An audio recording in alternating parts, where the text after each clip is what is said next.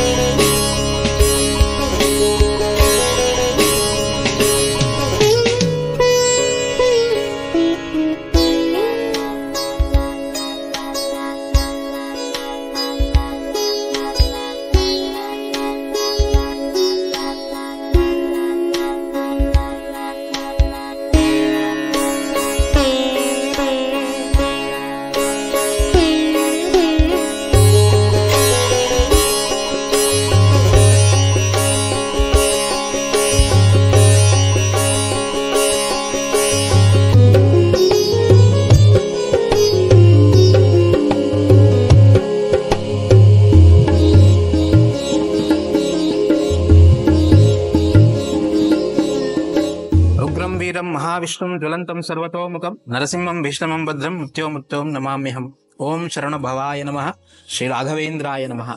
ಇಂತಹ ಒಂದು ಕ್ಷೇತ್ರ ಅಂದ್ರೆ ಶ್ರೀ ರಾಘವೇಂದ್ರ ಮಠ ದರ್ಶನ ಸಂಕಲ್ಪವೆಂಬ ಸಂಕಲ್ಪವನ್ನ ನಾವು ಮಾಡಿಕೊಂಡು 96ನೇ ದರ್ಶನವನ್ನ ತಂದು ರಾಯರು ಮಗುವಿನಂತೆ ನೆಲೆಸಿದ್ದಾರೆ. ಅದು ಎಂಥ ಮಠ ಅಂದ್ರೆ ನಮ್ಮ ರೋಮಾಂಚನವಾಗುವಂತಹ ಮಠ. ಇದು ಸಾಮಾನ್ಯ ಮಠವಲ್ಲ.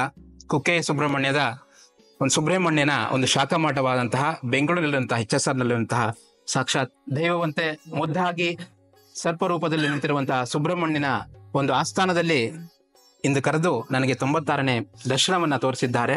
ಇಂತಹ ಒಂದು ಮಹಿಮೆಯ ಒಂದು ಮಠದ ಬಗ್ಗೆ ತಿಳಿಬೇಕು, ಇಲ್ಲಿಯ ಪೂಜಾ ಕೈಂಕರ್ಯ ತಿಳಿಬೇಕು, ಎಲ್ಲವನ್ನ ತಿಳಿಸಕ್ಕೆ ನಮ್ಮ ಮುಖ್ಯ ಆಚಾರ್ಯರು ಬಂದಿದ್ದಾರೆ. ಅವ್ರ ಮೂಲಕ ನಾವೆಲ್ಲನೂ ತಿಳ್ಕೊಳ್ಳೋಣ ಬನ್ನಿ. ನಮಸ್ಕಾರ ಗುರುಗಳೇ. ನಮಸ್ಕಾರ. ಇದೊಂದು ಮಠದ ಒಂದು ಇತಿಹಾಸ ಆಗಿರ್ಬೋದು, ಒಂದು ಸ್ಥಳ ಮಹಿಮೆ ಆಗಿರ್ಬೋದು, ಮತ್ತೆ ಪೂಜಾ ಕೈಂಕರ್ಯ ಒಂದೆರಡು ಮಾತಲ್ಲಿ. ಶ್ರೀ ಗುರುಭ್ಯೋ ನಮಃ. ಹರಿ ಓಂ. ವ್ಯಾಸಾಯ ಭವನಾಶಾಯ ಶ್ರೀಶಾಯ ಗುಣರಾಶೇ ಹೃದ್ಯಾಯ ಶುದ್ಧ ವಿದ್ಯಾಯ ಮಧ್ವಾಯ ಚ ನಮೋ ನಮಃ. ಧ್ಯಾಯೇ ನರಸಿಂಹ ಮುರವಿತ್ತರವಿತ್ರನೇತ್ರಂ ಜಾನು ಪ್ರಸಕ್ತ ಖರಯುಗ್ಮವಧಾಪರಾಭ್ಯಂ ಚಿಕ್ಕಂ ಧರಂಚ ತದಂ ಪ್ರಿಯಾ ಸಮೇತಂ ದಿಗ್ಮಾಂಶು ಕೋಟ್ಯಧಿಕ ತೇಜಃ ಸಮಗ್ರ ಶಕ್ತಿಂ. ಹಾಗೆ ಬಹಳ ವಿಶೇಷವಾದಂತಹ ಒಂದು ಸ್ಥಳ ಹೇಳ್ಬೋದು, ಕುಕ್ಕೆ ಸುಬ್ರಹ್ಮಣ್ಯ ಸ್ಥಳ ಅಂತ. ಹಾಗೆ ಅಲ್ಲಿ ಇರುವಂತಹ ಹಾಗೆ ನಮಗೆ ಕಾಣ್ಬೋದು. ಈಗ ನಾವು ಈ ಒಂದು ಸ್ಥಳಕ್ಕೆ ಬಂದರೆ, ಒಂದು ಕ್ಷೇತ್ರಕ್ಕೆ, ಈ ಶಾಖಾ ಮಠಕ್ಕೆ ಬಂದರೆ ನಾವಿಲ್ಲಿ ಕಾಣುವಂತು ಪ್ರಧಾನವಾಗಿ ಲಕ್ಷ್ಮೀ ನರಸಿಂಹ ದೇವರು, ಹಾಗೆ ಸುಬ್ರಹ್ಮಣ್ಯ ದೇವರು, ಹಾಗೆ ರಾಘವೇಂದ್ರ ಸ್ವಾಮಿಗಳು. ಹಾಗೆ ನಮಗೆ ಎಲ್ರಿಗೊಂದು ಸಂಶಯ ಬರ್ತದೆ. ವಿಶೇಷವಾದದ್ದು ಏನಂತ ಹೇಳಿದರೆ, ನಾವು ಎಲ್ಲಿಯೂ ಕಾಣಲಿಕ್ಕೆ ಸಿಗುವುದಿಲ್ಲ. ಏನಂತ ಹೇಳಿದರೆ, ಲಕ್ಷ್ಮೀ ನರಸಿಂಹ ದೇವರಿದ್ದಾರೆ, ಹಾಗೆ ಸುಬ್ರಹ್ಮಣ್ಯ ದೇವರಿದ್ದಾರೆ, ಹಾಗೆ ರಾಯರು ಇದ್ದಾರೆ. ಇದೇನು ವಿಶೇಷ ಅಂತ ನಾವು ಕೇಳುವುದಂತಾದರೆ, ಪ್ರಧಾನವಾಗಿ ಹೇಳುವಂಥದ್ದು ಕುಕ್ಕೆ ಸುಬ್ರಹ್ಮಣ್ಯ ಅಂತ. ಇದು ಮೂಲತಃ ಕಡಬ ತಾಲೂಕಿನ ಸುಬ್ರಹ್ಮಣ್ಯ ಕುಕ್ಕೆಯಲ್ಲಿ ಮೂಲಸ್ಥಾನವನ್ನು ನಾವು ಕಾಣಬಹುದು. ಏನು ಅಂತ ಹೇಳಿದರೆ, ಅಲ್ಲಿ ಪ್ರಧಾನವಾಗಿ ಮುಂದೆ ಶೇಷಾರಾಧನೆ ಅಂತ ನಾಗನ ಒಂದು ಸನ್ನಿಧಾನ, ಶೇಷ ಮತ್ತು ವಾಸುಕಿಯ ಸನ್ನಿಧಾನ, ಪ್ರಧಾನವಾದ ಸನ್ನಿಧಾನ ಅದು ಶೇಷ ಮತ್ತು ವಾಸುಕಿಯ ಸನ್ನಿಧಾನ. ಏನು ಅಂತ ಹೇಳಿದ್ರೆ ಅಲ್ಲಿ ಪರಶುರಾಮ ಕ್ಷೇತ್ರ ಅಂತ ನಾವು ಅದನ್ನೆಲ್ಲ ಸಹ್ಯಾದ್ರಿ ಪರ್ವತಗಳಿಂದ ಕೂಡಿದ ಅಂತ ಸುತ್ತುವರಿದಂತಹ ಒಂದು ಸ್ಥಳ ಅದು ಪರಶುರಾಮ ಕ್ಷೇತ್ರ ಅಂತ. ನಾವು ಆ ಕ್ಷೇತ್ರವನ್ನು ಕಾಣಬಹುದು, ಪರಶುರಾಮ ಕ್ಷೇತ್ರ ಅಂತ. ಅದು ಏನು ಅಂತ, ಅಲ್ಲಿಯ ವಿಶೇಷತೆ ಏನು, ಅಲ್ಲಿ ನಾಗಾರಾಧನೆಗೆ ಹೆಚ್ಚು ಒತ್ತೆ ಇದೆ.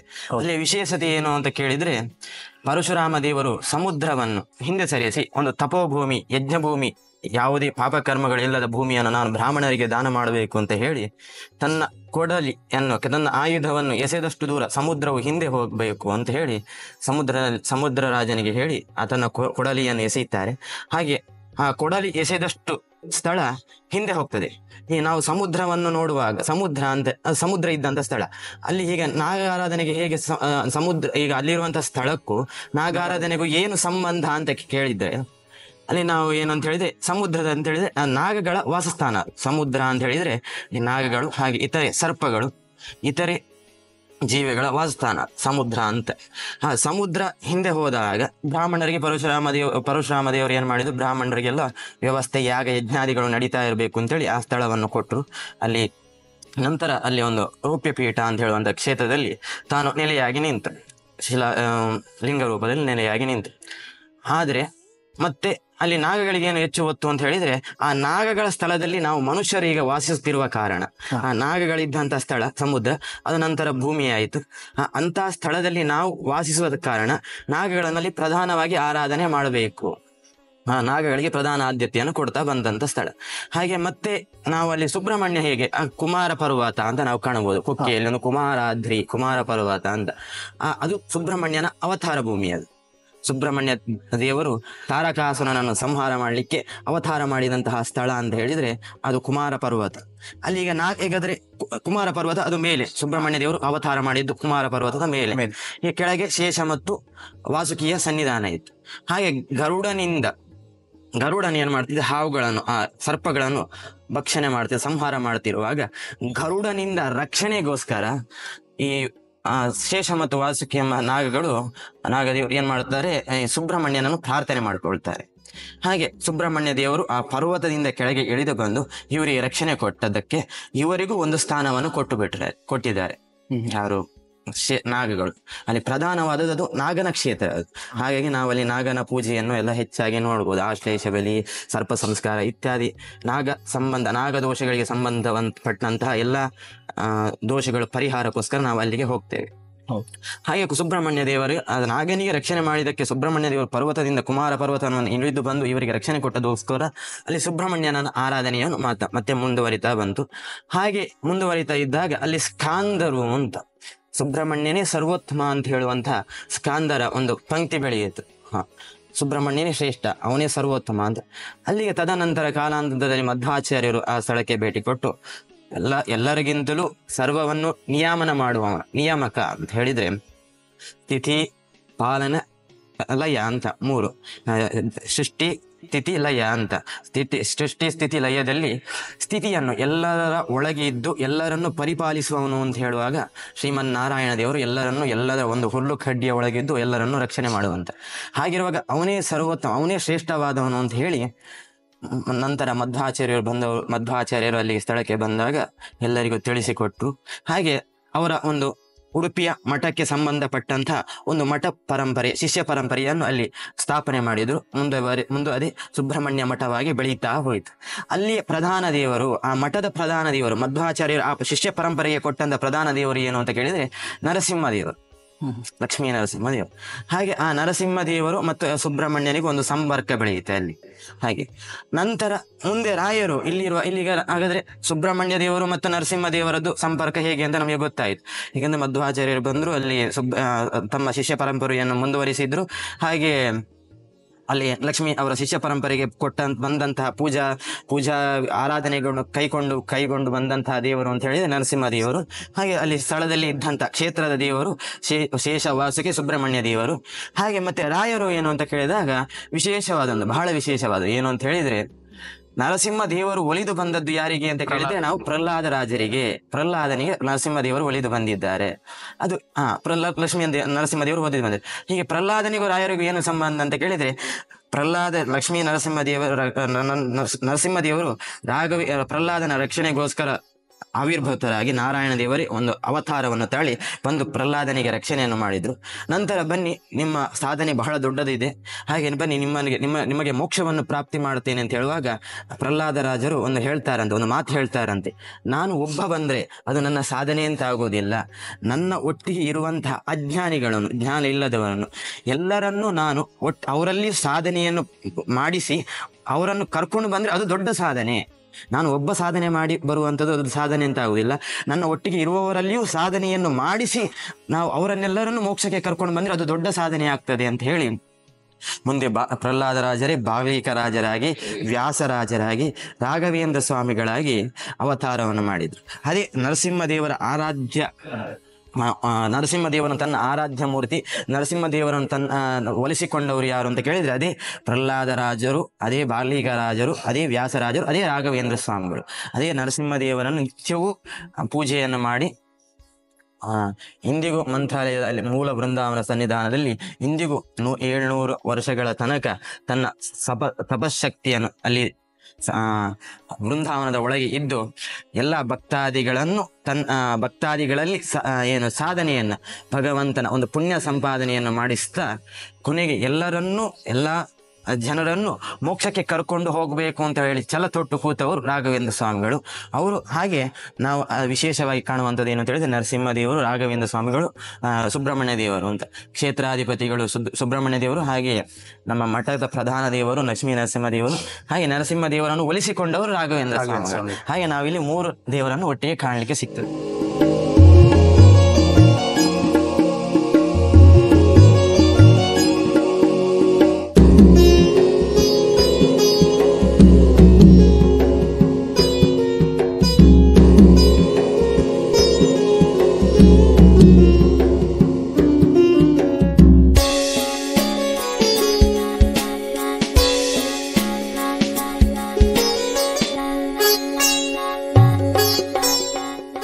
ಶ್ರೀ ರಾಘವೇಂದ್ರ ಮಠದ ಸಂಕಲ್ಪದ 96ನೇ ಮಠವಾಗಿ ಇಂದು ಸುಬ್ರಹ್ಮಣ್ಯ ಮಠದ ಒಂದು ಶಾಖಾ ಮಠವಾದಂತಹ HSR ನಲ್ಲಿರುವಂತಹ ರಾಘವೇಂದ್ರ ಮಠಕ್ಕೆ ಬಂದು ಇಲ್ಲಿನ ಒಂದು ಪೂಜಾ ಕೈಂಕರ್ಯ ಮಹಿಮೆಯನ್ನ ತಿಳ್ಕೊಂಡ್ವಿ. ಮತ್ತೆ ಮತ್ತಷ್ಟು ವಿವರವನ್ನ ಇಲ್ಲಿನ ಮ್ಯಾನೇಜರ್ ಆದಂತಹ ಸಂದೀಪ್ ಅವರು ನಮಗೆ ತಿಳಿಸ್ಕೊಡ್ತಾರೆ. ಬನ್ನಿ ಅವ್ರಿಗೆ ತಿಳಿಸ್ಕೊಂಡು. ಶ್ರೀ ಸುಬ್ರಹ್ಮಣ್ಯ ಮಠಕ್ಕೆ HSR ಲೇಔಟ್ ಅಲ್ಲಿ ನೀವು ಬಂದಿದ್ದಕ್ಕೆ ಯೂಟ್ಯೂಬ್ ಚಾನೆಲ್ ರಾಯರ ಭಕ್ತ ಶ್ರೀಮಠದ ಪರವಾಗಿ ಹೃತ್ಪೂರ್ವಕ ಸ್ವಾಗತವನ್ನು ಬಯಸುತ್ತಿದ್ದೇನೆ. ಪರಮ ಪೂಜ್ಯ ಶ್ರೀ ಶ್ರೀ ವಿದ್ಯಾಪ್ರಸನ್ನ ತೀರ್ಥ ಸ್ವಾಮೀಜಿ ಅವರ ಅನುಗ್ರಹದಿಂದ ಒಂದು 2 ವರ್ಷದಿಂದ ಬ್ರಾಂಚ್ ಹೆಡ್ ಆಗಿ ನನ್ನ ಸೇವೆಗಳನ್ನು ಸಲ್ಲಿಸುತ್ತಿದ್ದೇನೆ. ಮಠದಲ್ಲಿ ಕಾರ್ಯಕ್ರಮಗಳು ನಡಿಬೇಕಂತಂದ್ರು, ಮದುವೆ ಆಗ್ಲಿ, ಮುಂಜಿ ಆಗ್ಲಿ, ಉಪನಯನ ಆಗ್ಲಿ, ಜಾವಳ ಆಗ್ಲಿ, ನಾಮಕರಣ ಆಗ್ಲಿ, ಇಲ್ಲಿರೋ ಭಕ್ತಾದಿಗಳು ಈ ಸನ್ನಿಧಿಯಲ್ಲಿ ಮಾಡಬೇಕು ಅಂತ ಬಯಸುವರೆಲ್ಲರೂ ಈ HSR ಲೇಔಟ್ ಸುಬ್ರಹ್ಮಣ್ಯ ಮಠಕ್ಕೆ ಬಂದು, ಇಲ್ಲಿ ನಮ್ಗೆ 2 ಹಾಲ್ಸ್ ಇದೆ. 2 ಹಾಲ್ ಅಲ್ಲಿ 100ರಿಂದ 120 ಜನವರೆಗೂ ಒಂದೇ ಸಲ ಕೂತ್ಕೊಂಡು ಊಟ ಮಾಡುವಂತ ವ್ಯವಸ್ಥೆ ಇದೆ. ಏನೇ ಹೋಮಗಳಾಗ್ಲಿ, ಗಣ ಹೋಮದಿಂದ ಹಿಡ್ಕೊಂಡು ಚಂಡಿಕಾ ಹೋಮದವರೆಗೂ ಎಲ್ಲಾ ಹೋಮಗಳು ಮಾಡಿಸುವಂತ ನಮಗೆ ವ್ಯವಸ್ಥೆನೂ ಇದೆ. ಅರ್ಚಕರು ಇದ್ದಾರೆ, ಎಲ್ಲರೂ ಇದ್ದಾರೆ. ಮತ್ತೆ ವಿಶೇಷ ಪೂಜೆಗಳು ಯಾವ್ದು? ವಿಶೇಷ ಪೂಜೆಗಳು ಅಂತಂದ್ರೆ ನಮ್ಗೆ ನರಸಿಂಹ ಜಯಂತಿ, ಚಂಪಾ ಷಷ್ಠಿ ಅಂತಾರೆ, ಅಂದ್ರೆ ಸುಬ್ರಹ್ಮಣ್ಯ ಷಷ್ಠಿ, ಮತ್ತೆ ರಾಯರ ಆರಾಧನೆ 3 ದಿನ. ಇದೆಲ್ಲ ವಿಶೇಷ ದಿನಗಳು ಇಲ್ಲಿ ನಡೆಯುತ್ತೆ. ವಿಶೇಷ ದಿನಗಳಲ್ಲಿ ಶ್ರೀ ನರಸಿಂಹ ಸ್ವಾಮಿ, ಲಕ್ಷ್ಮೀ ನರಸಿಂಹ ದೇವರಿಗೆ, ಸುಬ್ರಹ್ಮಣ್ಯರಿಗೆ ಮತ್ತೆ ರಾಯರಿಗೆ ಎಲ್ಲಾ ವಿಶೇಷ ಪೂಜೆಗಳು ನಡೆಯುತ್ತೆ. ಪ್ರತಿ ಷಷ್ಠಿ ದಿನ ಸಾಮೂಹಿಕ ಆಶ್ಲೇಷ ಬಲಿ ತುಂಬಾ ವಿಶೇಷವಾಗಿ ನಡೆಯುತ್ತೆ. ಹುಣ್ಣಿಮೆ ದಿನ ನಮಗೆ ಶ್ರೀ ಸತ್ಯನಾರಾಯಣ ಸ್ವಾಮಿ ಪೂಜೆ ನಡೆಯುತ್ತೆ. ಈ 2 ಪೂಜೆಗಳು ನಮ್ಗೆ ಪ್ರತಿ ತಿಂಗಳು ವಿಶೇಷವಾಗಿ ನಡೆಯುತ್ತೆ. ಬೆಳಗ್ಗೆ ಹೊತ್ತು ವಿಶೇಷ ದಿನ ನಮಗೆ ವಿಶೇಷ ಪೂಜೆಗಳು ನಡೆಯುತ್ತೆ. ಸಾಯಂಕಾಲದ ಹೊತ್ತು ಸಾಂಸ್ಕೃತಿಕ ಕಾರ್ಯಕ್ರಮಗಳು ಮತ್ತೆ ರಂಗಪೂಜೆನೂ ನಡೆಯುತ್ತೆ. ಮತ್ತೆ ಎಲ್ಲಾ ಭಕ್ತಾದಿಗಳು ಊಟಕ್ಕೆ ಬಂದಾಗ, ಹಸ್ತೋದಕ ತಗೊಂಡಾಗ ನಾವು ಆಲ್ಮೋಸ್ಟ್ ಪ್ಲಾಸ್ಟಿಕ್ ಫ್ರೀ ಮಾಡಿದ್ದೀವಿ. ಯಾವುದೇ ರಕವಾದಂತ ಪೇಪರ್ ಕಪ್ಪುಗಳಾಗ್ಲಿ, ಯಾವುದೇ ರಕವಾದಂತ ಪ್ಲಾಸ್ಟಿಕ್ಗಳಾಗ್ಲಿ ನಾವು ಈ ಮಠದಲ್ಲಿ ಉಪಯೋಗಿಸೋ ಎನ್ವಿರಾನ್ಮೆಂಟ್ ಅದನ್ನ ದೃಷ್ಟಿಯಲ್ಲಿ ಇಟ್ಟುಕೊಂಡು ನಾವು ಉಪಯೋಗಿಸ್ತಾ ಇಲ್ಲ. ಆರಾಧನೆ 3 ದಿನ ಆರಾಧನೆ, ರಾಯರ ಆರಾಧನೆ ನಮ್ಗೆ ಇಲ್ಲಿ ತುಂಬಾ ವಿಶೇಷವಾಗಿ ನಡೆಯುತ್ತೆ. ಒಂದೊಂದು ದಿನ ಪ್ರತಿ ದಿನ ನಮಗೆ 1000ದಿಂದ 1500 ಜನವರೆಗೂ ಬಂದು ಇಲ್ಲಿ ರಾಯರ ಆಶೀರ್ವಾದ ತಗೊಂಡು ಊಟ ಮಾಡಿಕೊಂಡು ಪ್ರಸಾದ ಸ್ವೀಕಾರ ಮಾಡಿ ಮತ್ತೆ ಸಾಯಂಕಾಲ ಸಾಂಸ್ಕೃತಿಕ ಕಾರ್ಯಕ್ರಮಗಳಲ್ಲೂ ಪಾಲ್ಗೊಂಡು ರಂಗಪೂಜೆನೂ ನೋಡ್ಕೊಂಡು ಹೋಗುವಂತ ಭಕ್ತರು ನಮ್ಗೆ ದಿನಕ್ಕೆ 1500 ಜನ ಬರ್ತಾರೆ. 3 ದಿನಕ್ಕೂ ಸೇರಿ ನಮ್ಗೆ ಹತ್ರ ಒಂದು 5000 ಜನ ಇಂದ ಹಿಡ್ಕೊಂಡು 6000 ಜನವರೆಗೂ ಬರ್ತಾರೆ. ನಮ್ಮ ಮಠಕ್ಕೆ ಬಂದಂತ ಶ್ರೀ ಮಧು ಅವರು ರಾಯರ ಭಕ್ತ ಯೂಟ್ಯೂಬ್ ಚಾನಲ್ ಅವರಿಗೆ ಇವಾಗ 34,000 ಸಬ್ಸ್ಕ್ರೈಬರ್ಸ್ ಇದ್ದಾರೆ. ಅವ್ರಿಗೆ 50,000 ಹಂಗೆ ಲಕ್ಷ ಸಬ್ಸ್ಕ್ರೈಬರ್ಸ್ ಆಗಬೇಕು ಅಂತ ಹೇಳಿ ನಮ್ಮ ಶ್ರೀ ಲಕ್ಷ್ಮೀ ನರಸಿಂಹ ದೇವ್ರನ್ನ, ಶ್ರೀ ಸುಬ್ರಹ್ಮಣ್ಯ ಸ್ವಾಮಿನ ಮತ್ತೆ ರಾಘವೇಂದ್ರ ಸ್ವಾಮಿಗಳನ್ನ ಪ್ರಾರ್ಥನೆ ಮಾಡ್ತಾ ಇದ್ದೇನೆ. ಶ್ರೀ ಕೃಷ್ಣಾರ್ಪಣಮಸ್ತು. ಶ್ರೀ ಗುರುಭ್ಯೋ ನಮಃ. ಹರಿ.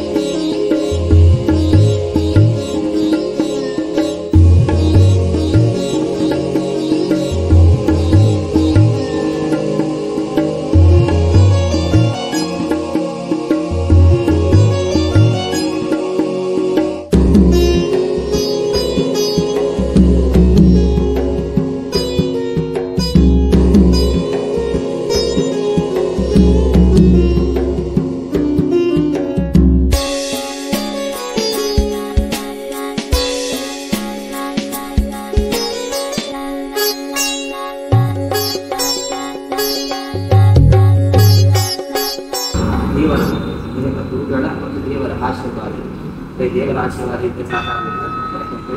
ಗುರುಗಳ ಆಶೀರ್ವಾದ ಇಲ್ಲದಿದ್ದರೆ ದೇವರು ಕೈ ಕೊಡ್ತಾರೆ. ಆದರೆ ಗುರುಗಳ ಆಶೀರ್ವಾದ ಇದ್ದರೆ ದೇವರು ತಾನಾಗಿ ಆಶೀರ್ವಾದ ಮಾಡ್ತಾರೆ. ಹಾಗೆ ಸಂಸ್ಥೆ ಉನ್ನತವಾಗಿ ಬೆಳೆದು ಪ್ರತಿ ಮನೆಗೂ ಎಲ್ಲರೂ ಅದರಲ್ಲಿ ಪಾಲ್ಗೊಳ್ಳುವಂತೆ ಆ ದೇವರು ಅನುಗ್ರಹ ಮಾಡಿ ಅಂತ ಹೇಳಿ ಪ್ರಸಾದ ನಮ್ಮ ಬೋಧಿಷಾಯು ಪುರುಷ ಸತೇಂದ್ರಿಯ ಆಯುಷೇಂದ್ರಿಯೇ ಪ್ರತಿಷ್ಠಿತೇ. ಎಲ್ಲ ಭಕ್ತಾದಿಗಳಲ್ಲಿ ಇನ್ನೊಂದು ವಿನಂತಿಯನ್ನು ಮಾಡಿಕೊಳ್ಳುವಂಥದ್ದು ಏನು ಅಂತ ಹೇಳಿದರೆ, ತಮ್ಮ ಮುಂದಿನ ಪೀಳಿಗೆಗೆ ಸನಾತನ ಧರ್ಮವನ್ನು ಹೇಗೆ ಮುನ್ನಡೆಸಬೇಕು ಅಂತ ಹೇಳುವಂಥ ಒಂದು ಸಂಸ್ಕಾರವನ್ನು ಎಲ್ಲ ಹಿರಿಯರು ತಮ್ಮ ಮಕ್ಕಳು ಮೊಮ್ಮಕ್ಕಳಿಗೆ ಒಂದು ತಿಳಿಸಿಕೊಡ್ತಾ, ಅದರ ಸಂಸ್ಕಾರವನ್ನು ತಿಳಿಸಿಕೊಡ್ತಾ ಬರಬೇಕು ಅಂತ. ಯಾಕೆ ಅಂತ ಹೇಳಿದರೆ, ಈಗಿನ ಕಾಲದಲ್ಲಿ ಎಲ್ಲರ ಸಂಸ್ಕಾರವನ್ನು ಬಿಟ್ಟು ಬರ್ತಾ ಇದ್ದಾರೆ. ಧರ್ಮೋ ರಕ್ಷತಿ ರಕ್ಷಿತಾಹ, ನಾವು ಧರ್ಮವನ್ನು ರಕ್ಷಣೆ ಮಾಡಿದರೆ ಧರ್ಮ ನಮ್ಮನ್ನು ರಕ್ಷಣೆ ಮಾಡ್ತದೆ ಅಂತ ಹೇಳಿ. ಹಾಗೆ ನಾವು ಧರ್ಮವನ್ನು ಹೇಗೆ ರಕ್ಷಣೆ ಮಾಡುವುದು ಅಂತ ಹೇಳಿದರೆ, ನಾವು ನಮ್ಮಲ್ಲಿರುವಂಥ ಸಂಸ್ಕಾರಗಳನ್ನು ನಮ್ಮ ಮಕ್ಕಳು ಮೊಮ್ಮಕ್ಕಳು ಹಾಗೆ ಮುಂದಿನ ಪೀಳಿಗೆಗೆ ಅದನ್ನು ತಿಳಿಸಿಕೊಡ್ತಾ ಬಂದರೆ ಅದು ಧರ್ಮವನ್ನು ರಕ್ಷಣೆ ಮಾಡಿದ್ದ ಹಾಗೆ ಅಂತ.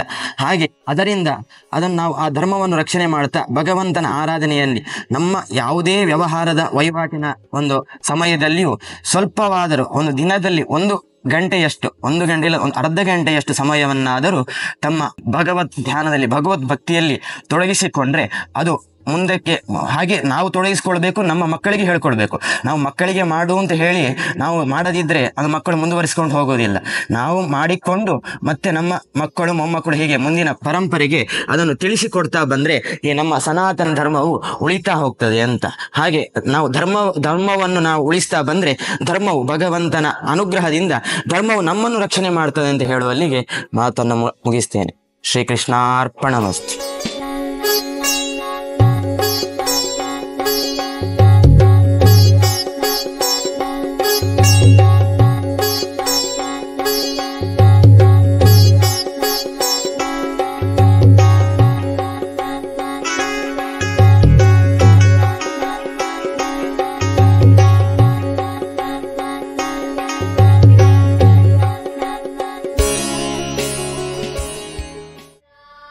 ಶ್ರೀ ರಾಘವೇಂದ್ರ ಸ್ವಾಮಿ ಮಠದ ದರ್ಶನ ಸಂಕಲ್ಪದಲ್ಲಿ ಶ್ರೀ ರಾಘವೇಂದ್ರ ಸ್ವಾಮಿಗಳ ದೈವಿಕ ಬೋಧನೆಗಳ ಮೂಲಕ ಈ ಆಧ್ಯಾತ್ಮಿಕ ಪ್ರಯಾಣದಲ್ಲಿ ನಮ್ಮೊಂದಿಗೆ ಸೇರಿದ್ದಕ್ಕಾಗಿ ಧನ್ಯವಾದಗಳು. ಈ ಭಾವಪೂರ್ಣ ಅನುಭವವನ್ನು ನೀವು ಆನಂದಿಸಿದ್ದರೆ ಶ್ರೀ ರಾಘವೇಂದ್ರ ಸ್ವಾಮಿಗಳ ಬೋಧನೆಗಳು ಮತ್ತು ಪವಾಡಗಳಿಗೆ ಮೀಸಲಾದ ಹೆಚ್ಚಿನ ಪುಷ್ಟೀಕರಿಸುವ ವಿಷಯಕ್ಕಾಗಿ ರಾಯರ ಭಕ್ತ ಚಾನೆಲ್ಗೆ ಚಂದಾದಾರರಾಗಲು ಮರೆಯಬೇಡಿ. ಅಧಿಸೂಚನೆಗಳನ್ನು ಸ್ವೀಕರಿಸಲು ಬೆಲ್ ಐಕಾನ್ ಅನ್ನು ಒತ್ತಿರಿ ಮತ್ತು ಭಕ್ತಿಯ ಸಾಗರದಲ್ಲಿ ಮುಳುಗುವ ಅವಕಾಶವನ್ನು ಎಂದಿಗೂ ಕಳೆದುಕೊಳ್ಳಬೇಡಿ.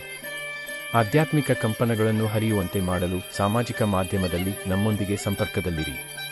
ರಾಯರ ಭಕ್ತ Facebook, Instagram, Twitter, Threads, YouTube, Telegram channel, WhatsApp channel. ನಮ್ಮ ಆಧ್ಯಾತ್ಮಿಕ ಕುಟುಂಬದ ಭಾಗವಾಗಿದ್ದಕ್ಕಾಗಿ ಧನ್ಯವಾದಗಳು. ಮುಂದಿನ ವಿಡಿಯೋದಲ್ಲಿ ಮತ್ತೆ ಭೇಟಿಯಾಗುವವರೆಗೂ ಶ್ರೀ ರಾಘವೇಂದ್ರ ಸ್ವಾಮಿಗಳ ಆಶೀರ್ವಾದ ಸದಾ ನಿಮ್ಮ ಮೇಲಿರಲಿ. ಓಂ ಶ್ರೀ ರಾಘವೇಂದ್ರಾಯ ನಮಃ. ರಾಘವೇಂದ್ರಾಯ ಸತ್ಯಧನ್ಮರತಾ